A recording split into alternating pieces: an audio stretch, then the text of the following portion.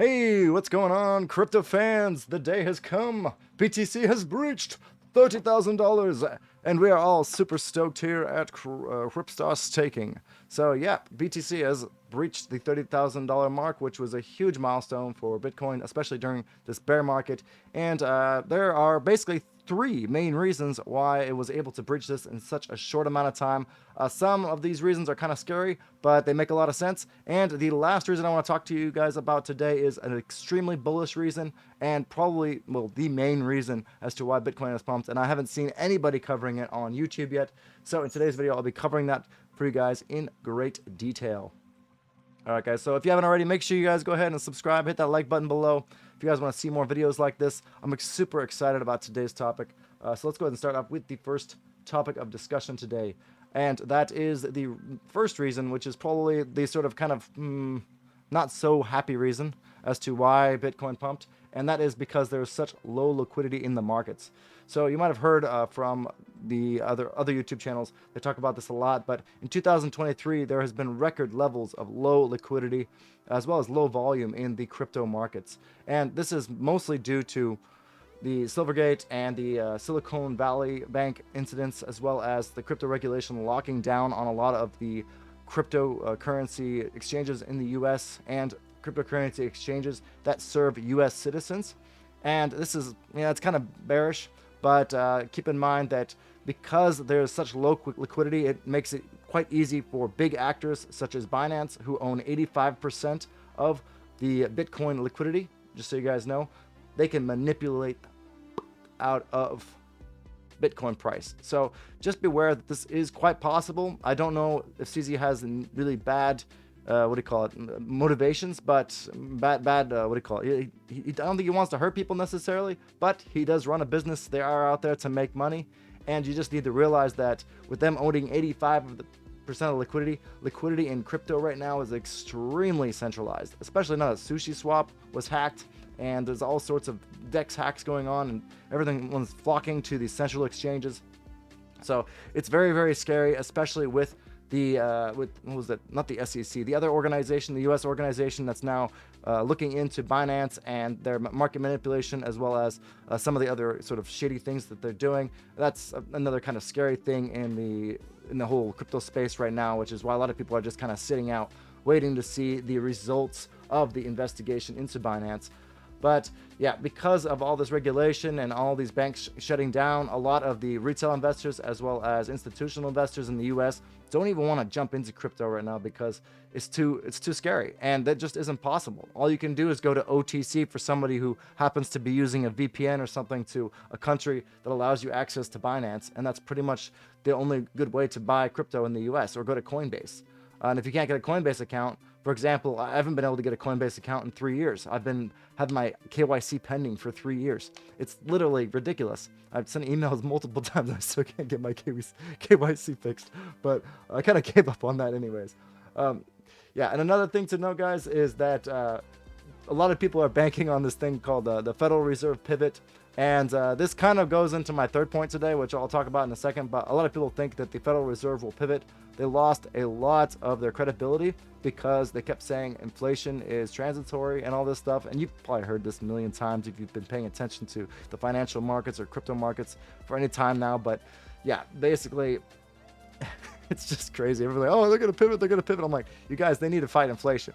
But with their credibility being so low, and with this FedNow CBDC looking thing coming out, it just does not look good. And I believe there are some sort of entity in the background that is manipulating the Fed at least a little bit and manipulating Biden. This is all, tinfoil hat theory, and it's all out there. There's so many things going on. There's so many ideas out there that are forming. But we've all been fooled these past couple of years with all these things happening with Corona and COVID, and we don't really know what's going on out there. And something does smell fishy, especially with the Federal Reserve and their horrible decision making. It can't just be because they're senile and old. There has to be some sort of logical reason as to why all of the experts, all of the economic experts were saying that they were spending way too much money on fiscal stimulus, but they kept spending money, and then in the end, they ended up saying that the inflation was transitory, and they kept saying it over and over again. And then it just basically made them sound ridiculous. And then the last Fed meeting, 2 Fed meetings ago, Jerome Powell, like he's just lost all credibility. And that's another reason why the crypto markets have been rallying the past couple of days.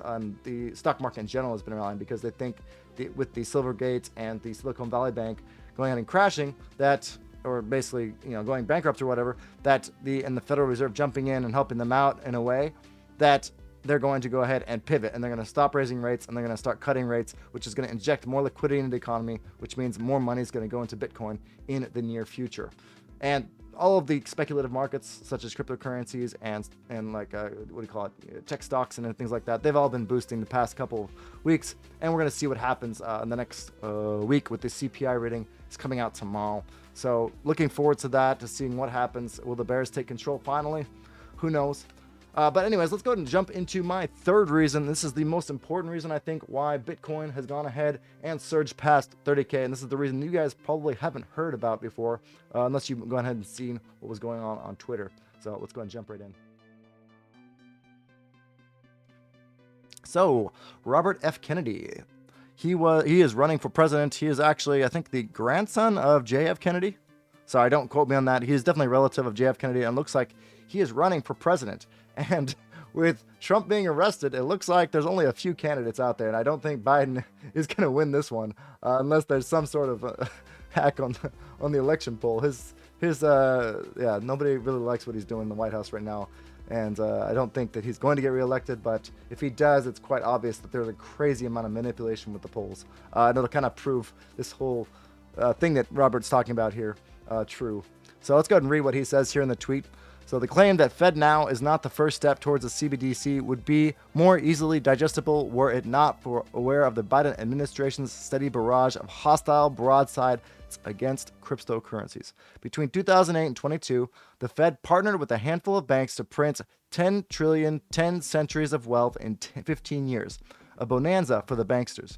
Cryptocurrencies like Bitcoin gave the public an escape route from the splatter zone when this bubble invariably bursts. So the White House is colluding with the banksters and apparently the Federal Reserve, which used to all pretty much be banksters, to keep us all trapped in the bubble of profiteering and control. In his February 8th post on Pilot Wire's, Nick Carter describes the White House has organized banksters to participate in a sophisticated, widespread crackdown to destroy the crypto industry. Carter describes 15 incidents where President Biden has weaponized FDIC, OCC, and DOJ to force crypto-friendly banks to close their doors to crypto firms since December 3rd. I think this is last year. So the recent crackdown on crypto blocks exit ramps, removing alternative rails, and strengthens government control over both the financial and political systems. So this tied both into my first point and my second point, the Fed pivot as well as low liquidity. So because of these actions of President Biden and all these crackdowns with the FDIC as well as the SEC, it basically lowers the liquidity in the market, making it much easier to pump Bitcoin, bringing even more attraction to Bitcoin from the retail investors if they can actually get in to buy it. And also, the second point was the Federal Reserve, their credibility. Well, they're connected to all this. They're the ones that printed the money. So obviously their credibility is horrible, and it looks like they're doing something in the background with Biden. And yeah, he kind of mentions all that in his paper here, or in his tweet here. So yeah. It's really interesting to see what is going on in the world today. It's kind of a scary world we live in. And if you're not in crypto now, I would recommend slowly dollar cost averaging in and getting in as much as you can, creating some friends in the crypto industry, learning more about it, learning what happens. A lot of people complain to me. They say Bitcoin is a Ponzi scam. The people who got in early, they're the ones who are going to profit the most. Well, the fact is they've proven to be more trustworthy without crashing the price than most of the banksters and gangsters, or what do you call it, banksters out there, right? So like the Federal Reserve, Wall Street, they crash things all the time. They dump on the retail investor all the time. Now it looks like Binance might be doing that a bit, but we'll go ahead and see how the investigation plays out with that. But as long as these hodlers remain strong, then I think Bitcoin is going to thrive in the long run. Anyways, thank you guys for viewing, and if you haven't already, go ahead and follow me on Twitter, link down below in the description, and I'll see you guys all in the next video. Peace out, guys.